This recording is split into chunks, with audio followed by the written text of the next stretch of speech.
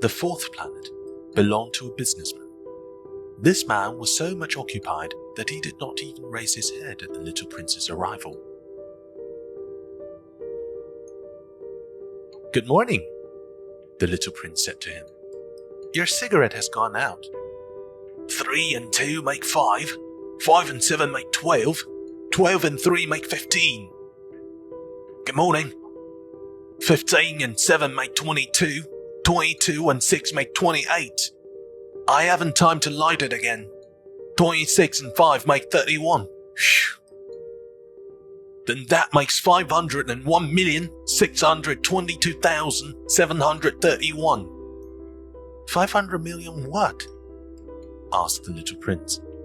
"Hey, are you still there? 501 million. I can't stop. I've so much to do. I am concerned with matters of consequence. I don't amuse myself with balderdash. 2 and 5 make 7. 501 million what?" repeated the little prince, who never in his life had let go of a question once he had asked it. The businessman raised his head. "During the 54 years that I've inhabited this planet, I've been disturbed only 3 times. The first was 22 years ago, when some giddy goose fell from goodness knows where. He made the most frightful noise that resounded all over the place, and I made 4 mistakes in my addition. The second time, 11 years ago, I was disturbed by an attack of rheumatism. I don't get enough exercise. I have no time for loafing. The third time, well, this is it. I was saying then, 501 millions. Millions of what?" The businessman suddenly realized that there was no hope of being left in peace until he answered this question. "Millions of those little objects," he said, "which one sometimes sees in the sky." "Flies?" "Oh no, little glittering objects." "Bees?" "Oh no, little golden objects that set lazy men to idle dreaming. As for me, I am concerned with matters of consequence. There is no time for idle dreaming in my life." "Ah, you mean the stars?" "Yes, that's it, the stars." "And what do you do with 500 millions of stars?" 501,622,731. I am concerned with matters of consequence. I am accurate." "And what do you do with these stars?" "What do I do with them?" "Yes." "Nothing. I own them." "You own the stars?" "Yes." "But I have already seen a king who—" "Kings do not own. They reign over. It is a very different matter." "And what good does it do you to own the stars?" "It does me the good of making me rich." "And what good does it do you to be rich?" "It makes it possible for me to buy more stars, if any are ever discovered." "This man," the little prince said to himself, "reasons a little like my poor tippler." Nevertheless, he still had some more questions. "How is it possible for one to own the stars?" "To whom do they belong?"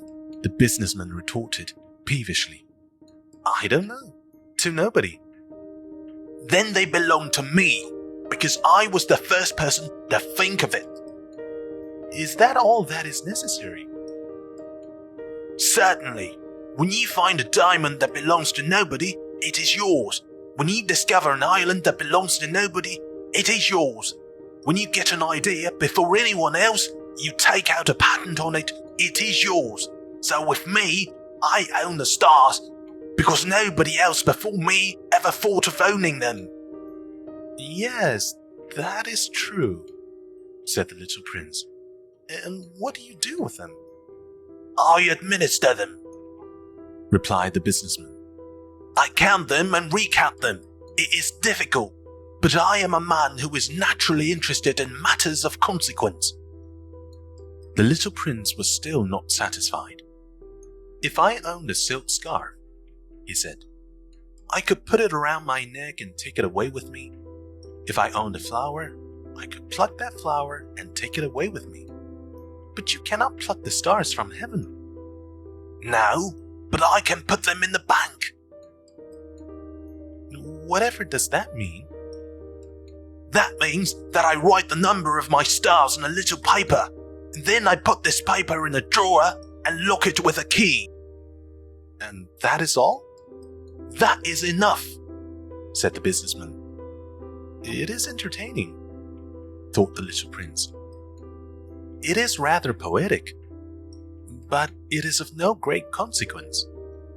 On matters of consequence, the little prince had ideas which were very different from those of the grown-ups.